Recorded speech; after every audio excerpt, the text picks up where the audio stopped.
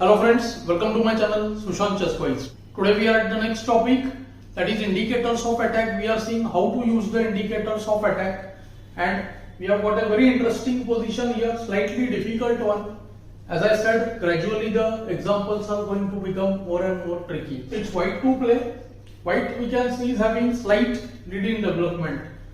I am saying slight because see already it's alarming. I am saying slight because when we see this knight moving, one attacks the knight, right? Then queen into d1 comes and it will be an endgame. So it looks like white will lose out on some of his initiative. But strictly development wise, if we count, we see that white has much more. Black has just two developed pieces and white has two knights, rook, pawn on e5, see, which is on the 5th rank, we are counting it.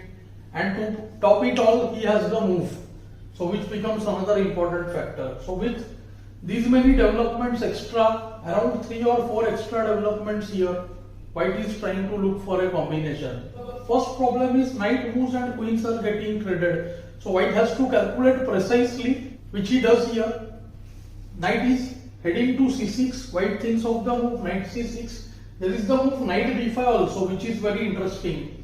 Perhaps black can do bb7 in that, and after qd8 consider playing kd8.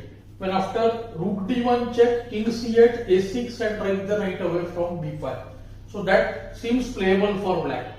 White goes with the very strange looking knight c6. See, the knight jumped to c6. For beginners it's obvious. Knight entered into the position, well and good. But for stronger players, the exit of the knight will matter. See, knight doesn't have a5, b4, d4. The knight has to be sacrificed, right? So this is what white needs to see precisely. There is a very interesting move by black which he played also. If queen takes d1, let's analyze it first. Then comes rook d1 and we see things are very difficult now. There is mating threat on d8. After bb7, there comes the very strong nd5. Perhaps only move is castle when ne7 would just cost the pawn for no reason. The point is that after bishop c6, knight c7 check, king f8, it looks like after knight a8, b8, it's two pieces per rook, but rook d8 check and it's checkmate. So matter is settled there itself. So these are the small tactical points which make a big combination work. So firstly, the obvious looking qd1 failed. Secondly, there are some other options like qc7. qc7 can transpose to the line ne7. We will check that how and when it comes. Black goes with the move qd7, seemingly keeping the option of exchange and covering the d8 square. Now this was the thing that white had to see before venturing with nc6. What white saw here is very precise and very strong. He thinks of the move knight e7. See, the knight is ready to be sacrificed, but the point is the follow-up. In most lines, white will do nd5 and the knight jumps on f6. And after bf, ef6, the rook becomes open and the h6 knight hangs in most variations. So this is one of the key points. See, knight takes e7. Now firstly, qd1 is most obvious, right? But after qd1, rook d1, king takes e7, there is the strong move bishop g5, which at first it looks like, oh, there is just f6. But the problem is, after ef, bf6, both nd5 and bh6, they just win for white. So now black has to play ke6 because ke8, rook d8 checkmates. And after ke6, we see that the king is extracted out. Rook d6 check, king e5, and the move rook d5. See, what a kind of mate here. Mating couple of moves now, only move ke6, rook e1 check, forcing bishop e5 when rook f e5 checkmates. The king got stuck in the middle and it is getting mated. Well, many will ask which indicator of attack white is using. The first is the king in the center and the second is the assault ratio, attackers is to defenders, which are in white's favor.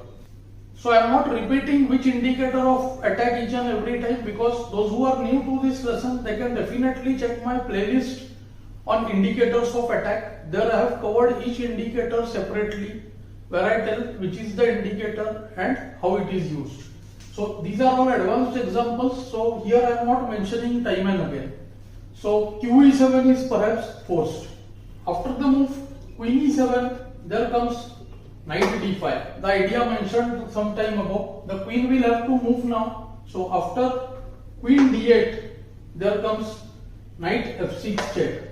Matters have become really worse. Bishop F6 just allows EF6. The Knight on H6 hangs.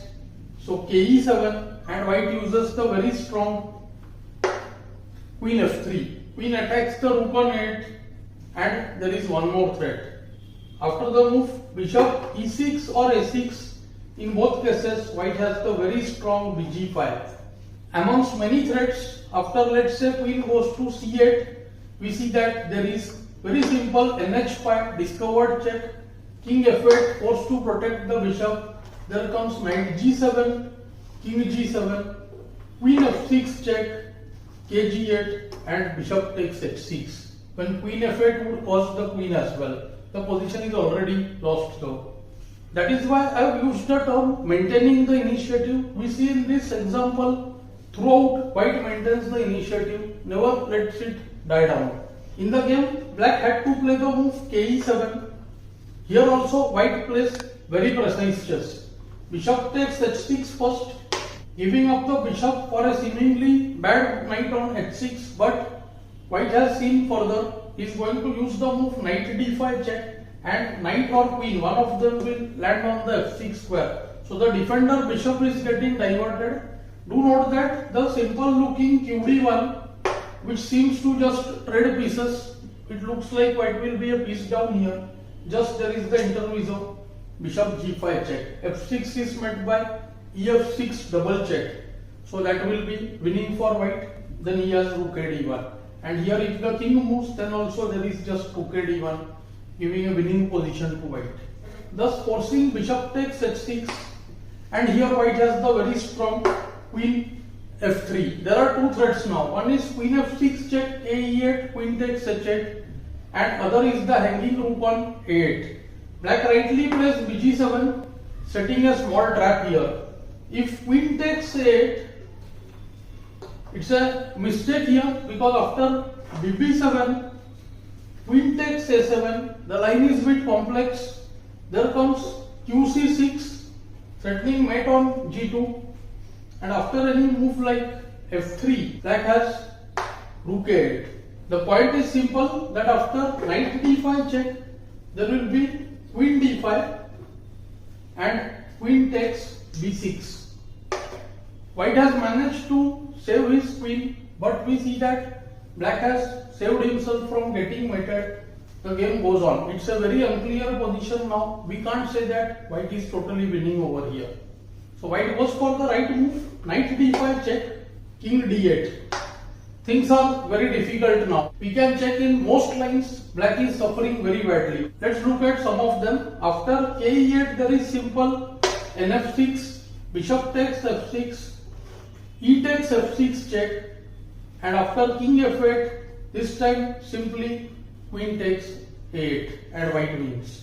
After king F8, White has the very strong E6, forcing the queen to go away, QB7, E7 check, K8 forced, and here White has an F6, but the even stronger queen F6 settles the game. The point is that Bf6, knight F6 mates, and after rook G8 we see the pretty QG7, RG7, knight F6 checkmate once again. So Black goes with the move KD8. One must be thinking there is quite a lot of analysis. Indeed there is some analysis, but we need to look at all the variations to confirm the assessment of the position that White is winning. Rook D1 threatens to move the knight. Black plays BB7. After the move QB7, there is the very strong E6. If the bishop takes E6, then the queen on B7 loses support. So here comes the very tricky knight E7 check. If king takes, then queen B7. See, the rook is giving check. And if king goes to C7, the only way to protect the queen, then comes queen F4. The knight was meant to control the C6 and the C8 square. So after BE5, queen E5, we see that it's a checkmate. Similarly, after fe, this time the knight goes to b4, king c7, queen g3 check, e5, rook takes e5. Matters are settled swiftly. Bishop e5 allows queen e5 mate, and after cb4, look at this elegant rook c5 checkmate. It's a double check. King has no place and it's game over. All the variations are truly to the sense of the word initiative, I felt. After rook d1, black plays b7. White removes the pin with the move qb3. Now the knight is about to go to b6 or f6. Bishop c6. If king c8, there was nb6 check followed by rook d7. If king e8, then there was nf6 check followed by rook d7. And queen has no safe place from the knight's checks. Knight into b6 now. A takes b6, and now white plays another strong move, queen f7. The queen on d7 is not running away. Bishop takes e5. It's already time to resign, but rook d7, bd7, and now rook takes e5. And black finally chose to resign over here. So I hope you enjoyed this lesson. It was a terrific case of initiative, I felt. Do let me know in the comments below. Thanks for your time.